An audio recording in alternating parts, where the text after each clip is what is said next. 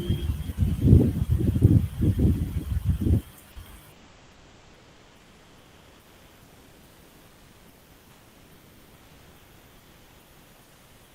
baik. Assalamualaikum warahmatullahi wabarakatuh.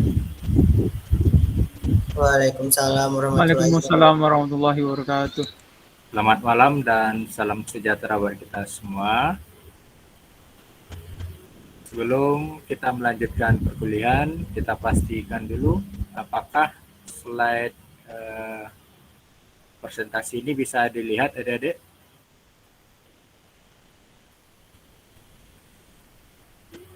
Bisa ya, bisa dilihat ya slide presentasinya. Iya Pak, bisa Pak. Ya, baik.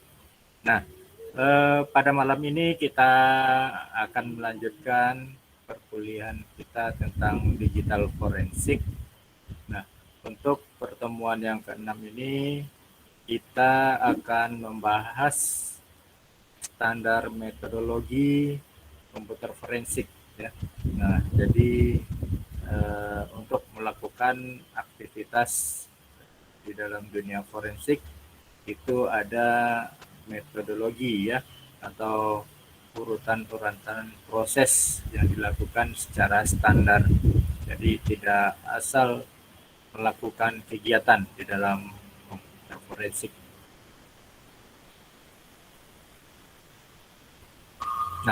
Nah, sebelum kita masuk kepada standar yang ada di dalam metodologi komputer forensik ya. Nah, ini ada beberapa hal yang perlu kita ketahui ya. Nah, yang pertama adalah apakah diperlukan standarisasi komputer forensik? Ini nanti akan dijawab ya pada slide-slide berikutnya.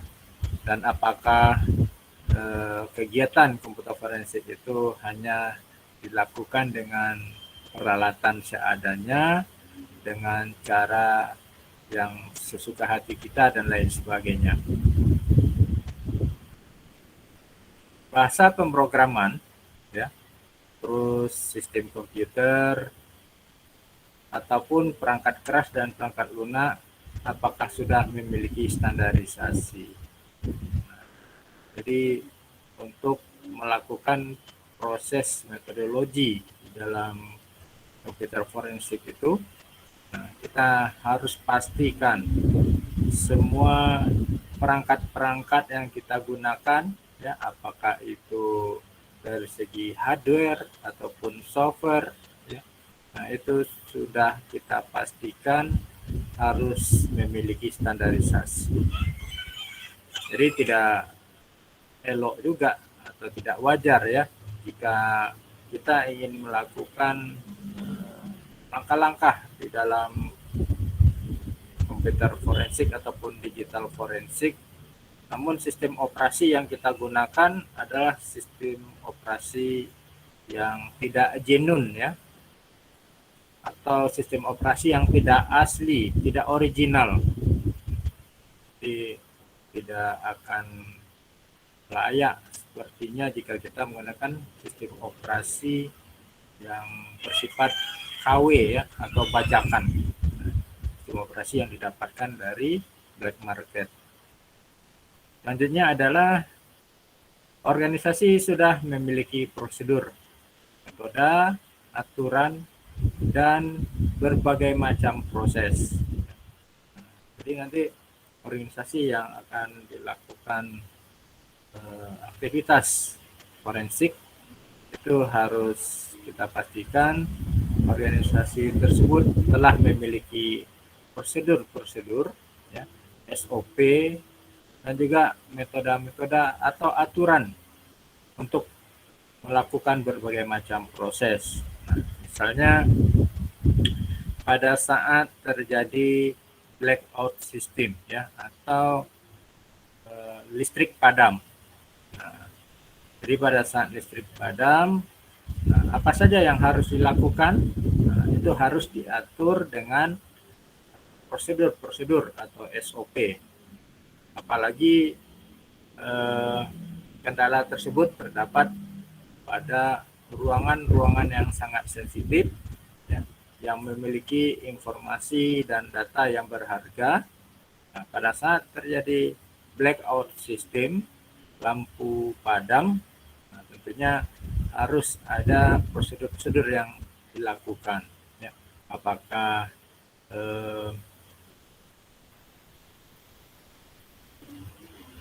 sistem genset atau generatornya diaktifkan dahulu, ya, ataukah pintu yang ada di server harus dikunci secara manual, ya, jika pintu tersebut sistem buka tutupnya diatur melalui sebuah teknologi elektronik. Selanjutnya adalah masalah inkompatibilitas. Nah, ini selalu muncul seiring perkembangan komputer dan komunikasi. Nah, jadi kita pastikan, ya, compatibility, ya, itu harus kita pastikan perangkat-perangkat itu saling mendukung, ya, saling tersinkronisasi dan kompatibel. Nah, kompatibel artinya di sini dia bisa dihubungkan, dikoneksikan, ya, dengan perangkat-perangkat yang lain. Jadi jika, ya, kita melihat di dalam sebuah sistem operasi, nah, sistem operasi sebuah server yang akan kita lakukan proses-proses forensik, namun kita menggunakannya dengan sistem operasi Windows, ya. Nah, sementara server tersebut menggunakan sistem operasi Linux atau turunannya. Nah, artinya dari segi sistem operasi, nah, ini sudah terjadi inkompatibilitas, ya. Artinya sistem operasinya tidak sama, sistem operasinya tidak saling support. Nah, ini juga perlu dipastikan di dalam aktivitas digital forensik.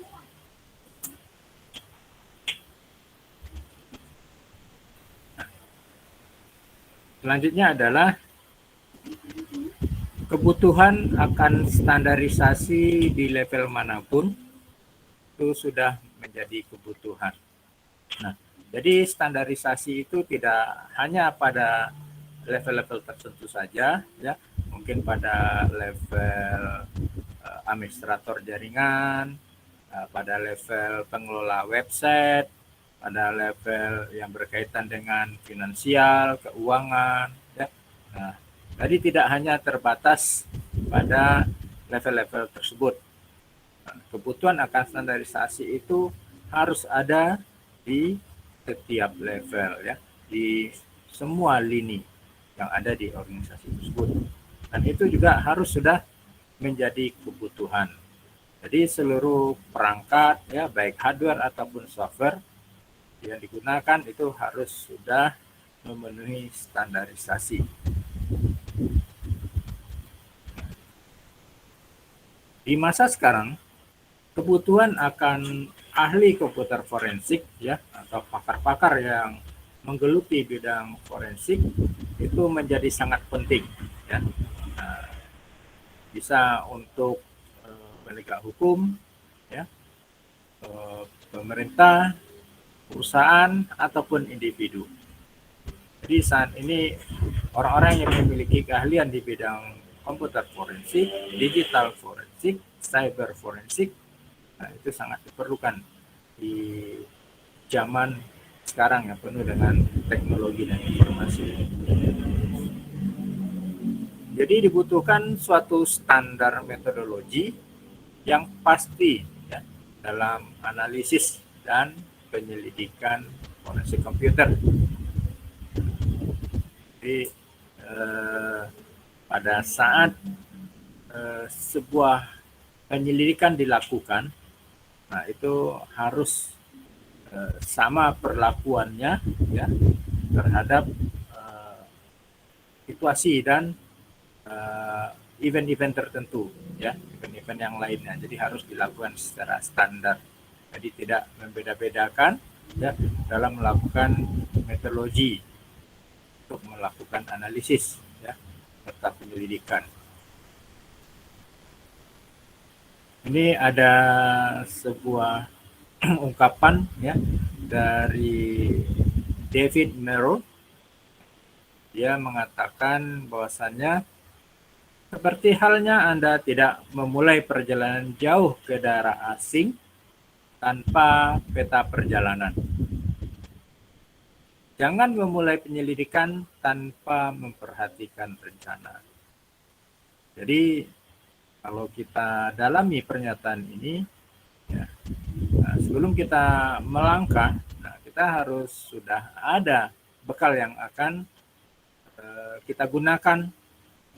Misalnya kita ingin memasuki sebuah kawasan, ya, sebuah hutan. Nah, tentunya kita harus memiliki peta. Ya. Nah, jadi di kawasan tersebut melalui peta kita akan mengetahui mana yang jalan setapak, ya, mana yang jalannya penuh cadas, curam, hutan lebat dan lain sebagainya. Jadi kita harus menggunakan peta, harus memiliki peta sebelum kita melakukan aktivitas dalam suatu kawasan. Nah, juga jangan memulai penyelidikan tanpa memperhatikan rencana. Jadi jangan pada saat suatu kasus terjadi langsung kita lakukan olah forensik, ya. Nah, tapi kita harus membuat rencana-rencana terlebih dahulu, ya, proses-proses langkah-langkah yang akan kita lakukan. Mengikuti metode standar merupakan hal yang penting demi kesuksesan dan efektivitas komputer forensik. Jadi kalau metodenya sudah standar, ya, nah, sama halnya jika kita mengkonsumsi, ya, atau membeli sebuah apalah kita contohkannya, kita misalnya yang sudah standarisasi dalam ini, misalnya kita makanan, ya, nah, makanan, nah misalnya kita makan itu adalah yang disediakan oleh McD misalnya, ya. Nah, jadi McD yang dijual di suatu cabang A itu rasa dan kualitasnya pasti sama dengan yang dijual di cabang B, ya. Nah, ini artinya mereka telah menggunakan metode-metode standar untuk melakukan produksi. Jadi kalau metode standarnya sudah dilakukan, maka hasilnya juga akan standar. Jadi tidak berubah-ubah, ya. Nah, tentunya dengan adanya standarisasi ini akan menunjang efektivitas di kegiatan itu karena sudah terencana, ya. Terus ada langkah-langkah yang harus dilalui.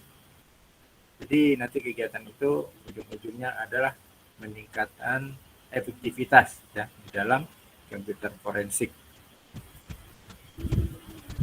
Nah, apa saja cakupan standar metodologi yang ada di digital forensik, ya, atau komputer forensik? Nah, yang pertama adalah pendefinisian, ya. Kita harus mendefinisikan dulu, ya, apa-apa yang akan kita lakukan. Terus kita harus memiliki prinsip, ya. Ada prinsip-prinsip yang harus dijalankan untuk melakukan aktivitas digital forensik. Selanjutnya ada proses dan metode yang harus kita lakukan dan kita lalui. Nah, sehingga pekerjaan itu mengikuti alur-alur proses yang sesuai. Nah, apakah alur prosesnya itu bersifat sekuensial, ya, berurutan, ataupun tidak berurutan. Selanjutnya hasil. Nah, jadi hasil juga merupakan standar metodologi yang harus dicapai. Nah, selanjutnya adalah bahasa. Jadi bahasa apa yang digunakan ya untuk menjadikan metodologi itu standar ya. Nah, biasanya bahasa standar yang digunakan itu adalah bahasa Inggris yang bisa dimengerti hampir oleh seluruh orang di dunia. Nah, jadi ada 5 cakupan standar metodologi: pendefinisian, prinsip, proses, dan metode hasil serta bahasa. Nah, untuk standar komputer forensik ada 5 faktor yang menjadi acuan utama. Yang pertama itu adalah identifikasi subjek. Ya. Nah, bagaimana kita mengidentifikasi subjek yang akan kita lakukan forensik. Terus yang kedua adalah standarnya memperbaiki komputer. Yang ketiga adalah mengungkapkan jalur komunikasi. Nah, seperti apa jalur komunikasi yang digunakan? Itu harus kita lakukan standarisasi.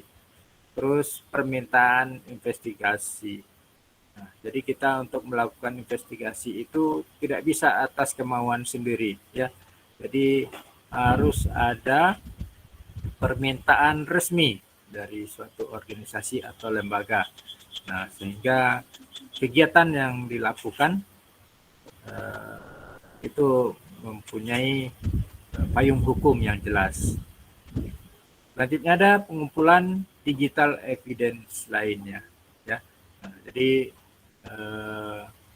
kita harus mengumpulkan bukti-bukti digital dari aktivitas forensik yang akan kita lakukan. Nah, bukti-bukti ini nantinya akan kita bawa ke pengadilan, ya, sebagai barang bukti yang bisa menjadi pertimbangan di dalam pengadilan.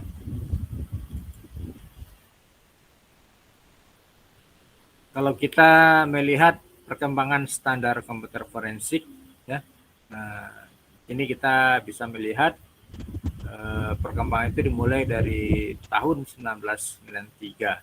Ya. Nah, pada tahun 1993 itu dilakukan konferensi internasional mengenai computer evidence, ya. Nah, jadi konferensi internasional yang berkaitan dengan bukti-bukti komputer. Selanjutnya pada tahun 1995 usulan pembentukan IOCE, ya, International Organization of Computer Evidence. Nah, selanjutnya 2 tahun setelah itu pada tahun 1997, ya, ini G8, ya, dan IOCE menentukan pengembangan standar komputer evidence, ya. Nah, jadi pada tahun 97 ini sudah mulai ditentukan, ya, standar untuk komputer evidence. Selanjutnya pada tahun 98 muncul tanggapan dan memunculkan organisasi seperti SWGDE, ACPO, FCG, INSFI, dan Interpol. Jadi pada tahun 98 ini muncul berbagai organisasi, ya, yang berkaitan dengan komputer forensik. Dan pada tahun 1999 SWGDE, ya, ACPO, FCG, dan INSFI membahas mengenai standar computer evidence di kawasan Eropa. Inilah sejarah perkembangan dari standar komputer forensik. Nah, selanjutnya adalah panduan keprofesian. Pengujian komputer forensik harus dilakukan secara menyeluruh, ya. Jadi harus dilakukan secara komprehensif. Tidak bisa dilakukan perbagian ya atau sebagian-sebagian. Jadi pengujiannya dilakukan kepada seluruh komponen. Nah, terus baru kita bisa mendapatkan hasil atau kesimpulan dari kegiatan forensik tersebut. Yang kedua adalah media pengujian harus disterilisasi. Ini sama halnya kalau di kepolisian itu yellow line, ya, garis kuning. Jadi jika terjadi suatu perkara, suatu bencana, suatu kasus, maka kawasan itu disterilisasi dengan cara memasang garis kuning, ya. Tujuannya adalah agar barang bukti yang ada di kawasan itu, ya, tidak dipindahkan, tidak dihilangkan, ya, tidak diambil, ya, dan lain sebagainya. Jadi harus steril, ya. Nah, dalam dunia digital forensik, media-media yang akan kita lakukan pengujian itu juga harus disterilisasi, ya. Jadi tidak boleh dipindah-pindahkan, ya, tidak boleh diformat, ya. Terus tidak boleh diduplikat dan lain sebagainya. Panduan selanjutnya adalah image bit dari media asli harus dibuat untuk dianalisa, ya. Nah, jadi pada saat kita ingin melakukan aktivitas forensik, ya, kita harus menjaga media aslinya, ya. Nah, media aslinya harus dibuat image bitnya, ya, karena yang asli ini yang nantinya akan kita analisa. Selanjutnya adalah integritas dari media asli harus dipelihara selama penyelidikan, ya. Nah, jadi media-media itu integritasnya harus terjaga, ya, dan dia tidak berubah, datanya tidak bertambah, tidak berkurang, apalagi dihapus, ya. Nah, jadi integritasnya harus terjaga. Nah, selanjutnya adalah, ya, di dalam komputer forensik itu ada akronim, ya, atau singkatan PPAD. Di mana PPAD itu, ya, P yang pertama adalah preserve, ya. Nah, apa maksudnya di sini? Nah, preserve the data to ensure the data is not changed. Nah, ya. Nah, jadi yakinkan, ya, data-data itu tidak berubah. Jadi tadi misalnya media, ya, apakah itu flash disk, apakah hard disk, ya, dan lain sebagainya, itu kita harus jamin, ya, dan yakinkan data itu tidak berubah, ya, apakah dia bertambah, berkurang, dihapus, dan lain sebagainya.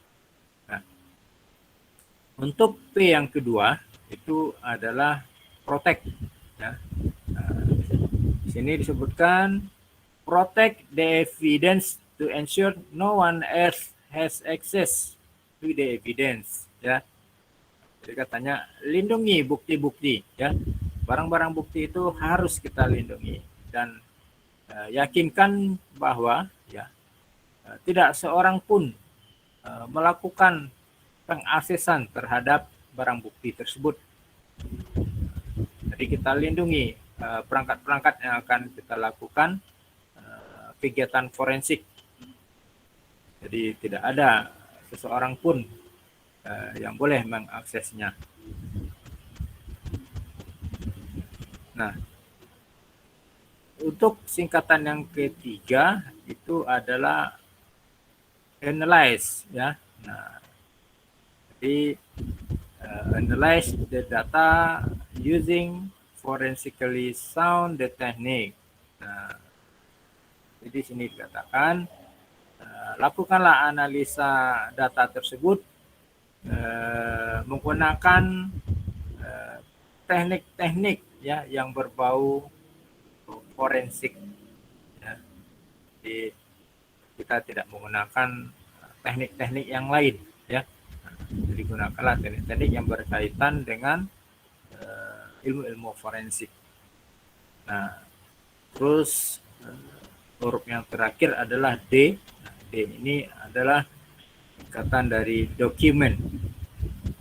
Nah, document is everything ya. Nah, jadi dikatakan di sini dokumen itu adalah segala sesuatunya ya. Segala sesuatu yang harus kita jaga.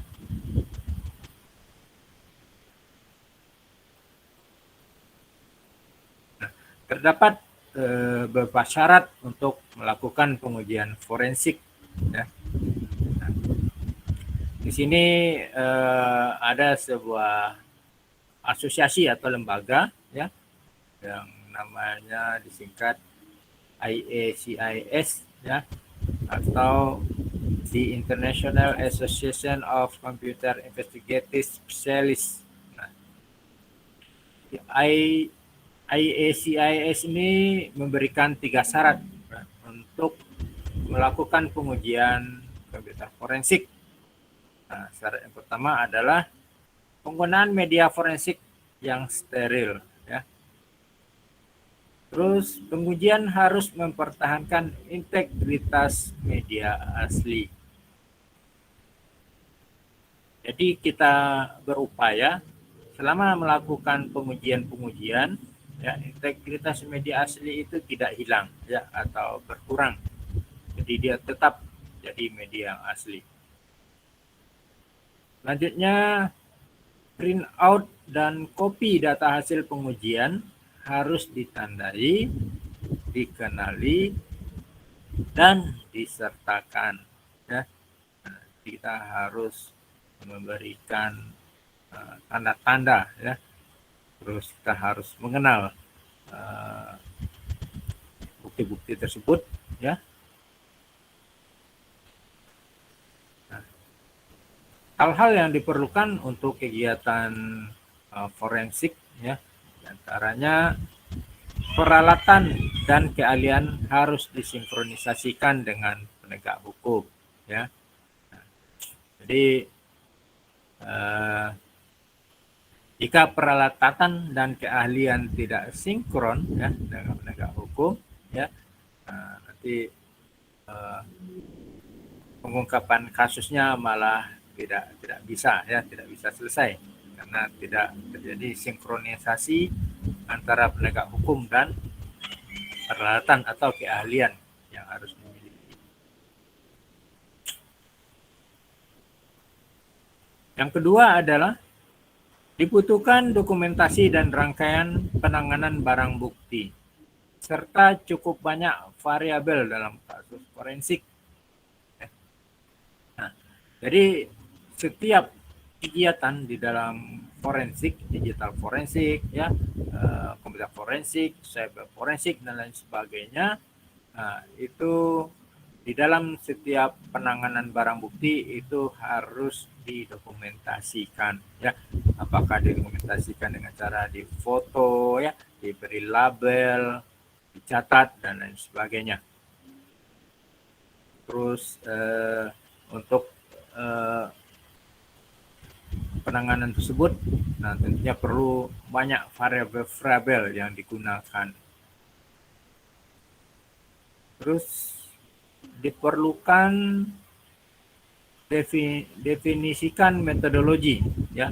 Nah, jadi kita harus menyiapkan aturan-aturan ya, panduan, SOP dan lain sebagainya ya, berkaitan dengan metodologi apa yang akan kita gunakan. Kerjakan sesuai metodologi tersebut. Jadi kalau metodologi standarnya sudah ada, ya maka kita akan mengerjakannya sesuai dengan metodologi yang standar.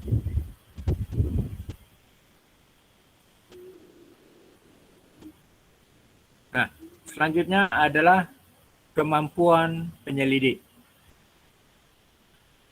aspek untuk meningkatkan kemampuan penyelidik diantaranya adalah lakukan pemeriksaan ulang dengan tool yang berbeda. Ya. Nah, pada saat kita ingin mendapatkan data dari sebuah alat bukti, ya, nah kita bisa menggunakan beberapa tools, ya, untuk menguji data tersebut. Tetap berusaha objektif selama penyelidikan, ya. Nah, jadi kita harus fokus, ya, secara objektif materi apa yang akan kita ungkap. Jadi kita harus hilangkan pemikiran yang bersifat subjektif. Nah, subjektif di sini misalnya pada saat dilakukan aktivitas digital forensik atau komputer forensik di sebuah lembaga atau organisasi, karena si penyelidiknya tidak bersifat objektif, maka dia akan melakukan penyelidikan terhadap orang-orang tertentu saja, ya. Mungkin di level pimpinan, manajer, CEO dan lain sebagainya, mereka tidak melakukan penyelidikan, ya.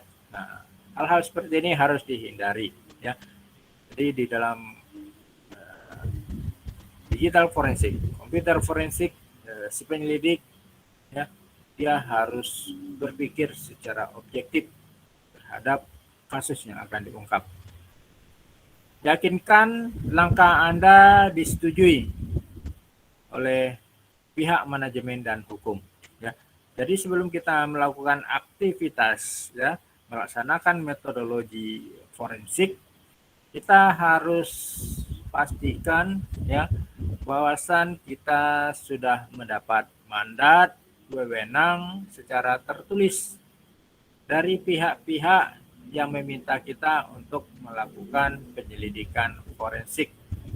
Nah, akan lebih bagus lagi kita memiliki perintah dari lembaga hukum, ya, apakah itu pengadilan dan lain sebagainya. Kaitkan barang bukti dengan hardware tertentu, ya. Jadi setiap variabel yang kita lakukan, ya, barang bukti yang kita temukan, nah, kita harus mengaitkannya dengan hardware tertentu, ya. Nah, misalnya kita ingin menganalisa sebuah flash disk, ya. Maka kita akan kaitkan dengan kapan flash disk itu di-plug-in-kan atau dipasangkan kepada sebuah komputer, ya. Nah, berarti kita harus mengaitkannya dengan komputer. Jadi harus ada keterkaitan antara barang bukti, ya, dengan hardware tertentu. Selanjutnya adalah kemampuan penyelidik yang lainnya. Buatlah log tertulis selama penyelidikan, ya, logis dan akurat. Jadi setiap aktivitas yang dilakukan oleh para penyelidik itu dibuatkan lognya secara tertulis, ya, logbook. Nah, biasanya kalau kita peneliti, ya, mahasiswa mau skripsi, nah, biasanya mereka membuat buku log, ya. Nah, dia akan catat semua aktivitasnya dalam hari tersebut, ya. Bahkan dia akan mencatat dalam menit per menit, ya, atau jam per jam. Jadi dibuat buku lognya secara tertulis, ya, selama aktivitas penyelidikan dilakukan. Selanjutnya adalah gunakan capture full screen. Jadi pada saat kita akan melakukan ini, mengambil gambar dari bukti-bukti tersebut, ya, nah, kita akan mengcapture-nya secara full screen, ya, jadi tidak berukuran kecil, ya. Selanjutnya adalah lakukan backup pada barang bukti. Nah, misalnya sebuah laptop, ya, itu akan kita lakukan proses forensik. Belum laptop tersebut kita utak-atik, ya. Nah, kita perlu membackup ya, membackup mungkin data-data yang ada di dalam laptop tersebut. Kumpulkan juga barang bukti pada tempat terpisah ya. Nah, jadi barang-barang buktinya harus kita tempatkan di tempat yang terpisah ya. Jadi jangan ditempatkan di suatu tempat yang sama ya. Jadi dibuat di tempat terpisah sehingga kita mudah untuk melakukan penyelidikan dan analisa ya lebih jauh.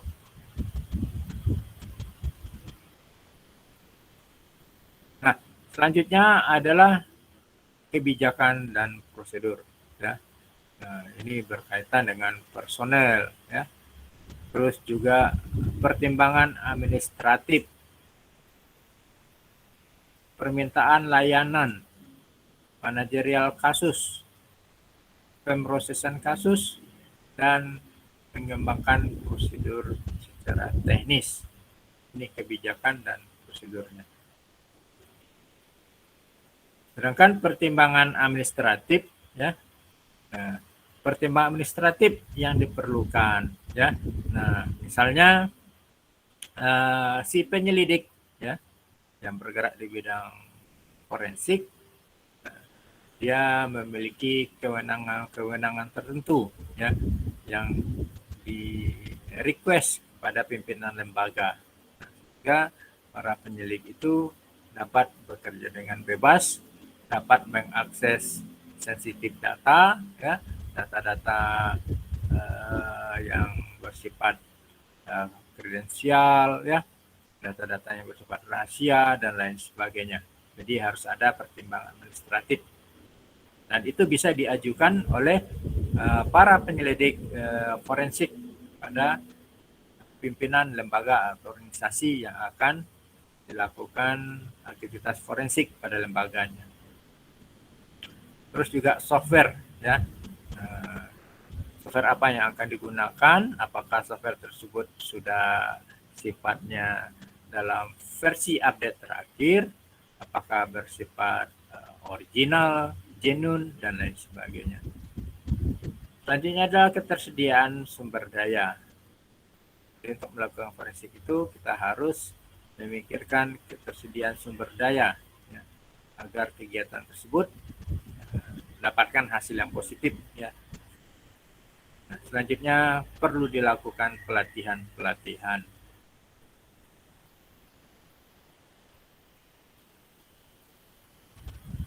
Nah, selanjutnya adalah manajerial kasus. Buatlah prioritas tertentu dengan mempertimbangkan berbagai macam faktor ya. Jadi kita ini untuk melakukan manajemen kasus ya. Nah, faktor pertimbangan itu antara lain tidak kriminal ya, terus tanggal persidangan, batas waktu, pertimbangan hukumnya, ketersediaan resources atau sumber daya, terus korban-korban yang potensial, dan volatile dan non-volatile evidence ya. Jadi ada bukti-bukti yang tetap dan bukti-bukti yang tidak tetap ya atau bisa menguap.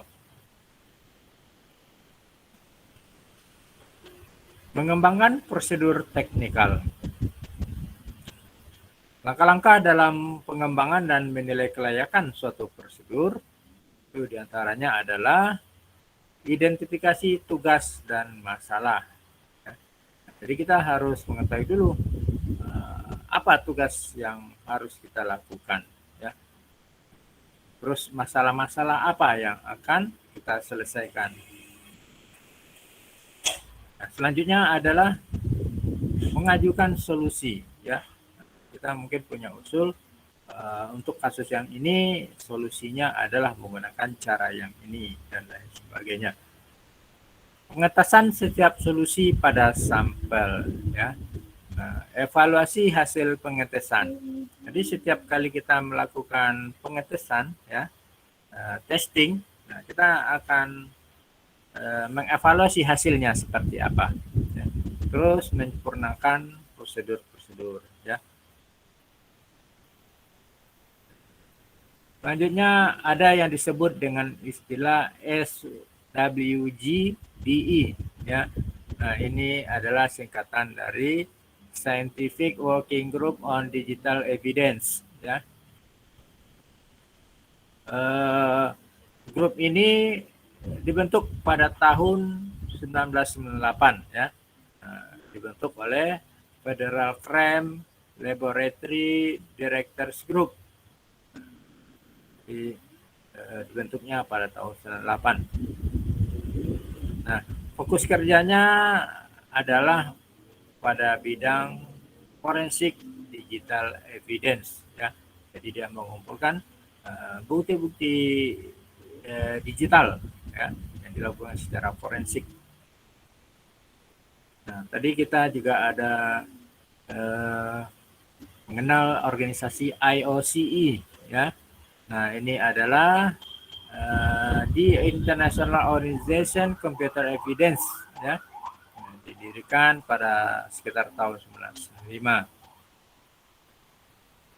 Nah, organisasi ini adalah sebagai media ya, atau sarana pertukaran informasi bagi para penegak hukum dalam skala internasional, yaitu mengenai investigasi kejahatan komputer dan masalah-masalah forensik. Nah, IOC ini menjalankan beberapa prinsip, diantaranya konsisten terhadap sistem perundangan. Ya. Jadi dia tidak melanggar peraturan-peraturan perundangan yang sudah ada. Menggunakan bahan umum, ya, berdaya tahan, berkemampuan untuk melewati batas-batas internasional. Ya. Nah, jadi tidak ada sekatan. Ya. Jadi dia bisa melintasi batas-batas internasional. Mampu menanamkan keyakinan terhadap integritas evidence. Dapat diaplikasikan pada setiap forensic evidence. Aplikatif untuk setiap tingkatan, mencakup individual, organisasi, ataupun negara. Nah, ini beberapa prinsip yang dijalankan oleh IOCE. Terus ada IACIS. Ya. Nah, ini adalah singkatan dari the International Association of Computer Investigative Specialists. Nah, jadi ini adalah organisasi internasional ya yang di dalamnya terdiri dari para penegak hukum profesional yang ditujukan untuk kepentingan edukasi ya, spesifikasi ilmu komputer forensik. Oke, adik. Nah, jadi kita sudah selesai untuk ini ya, untuk slide presentasinya. Oke, sampai di sini ada yang mau bertanya atau didiskusikan?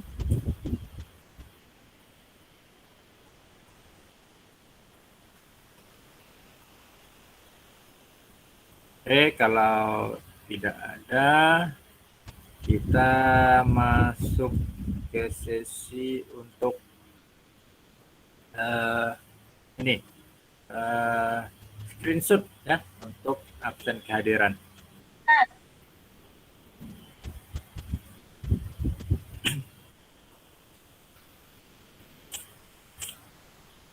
Oke, silakan kameranya diaktifkan ya.